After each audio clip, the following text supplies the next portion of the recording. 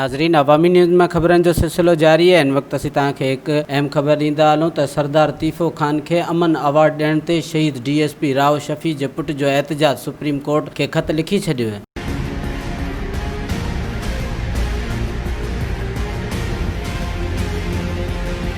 DSP rank के officer को mobiles वो दी जाती हैं जो धक्के से स्टार्ट हों, उससे गार्ड्स वो दी जाते हैं जिनके पास बंदूकें ना हो, तो वो पुलिस बेचारी शहीद ही होगी। और उन्होंने तेगो खान तगानी को चैलेंज किया था कि मैं आपको अरेस्ट करूंगा। सरदार तेगो खान तगानी किस चीज का सरदार है? जब उसकी कम्युनिटी के लोग उसके कहने पर नहीं है, मैं सरदार तेगो खान तगानी को गिरफ्तार करूंगा।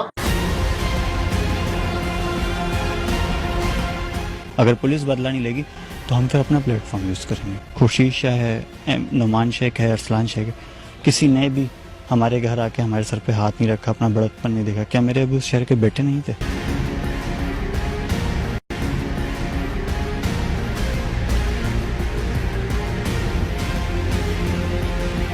DSP रैंक के क्या वो इस कौम के शहीद नहीं?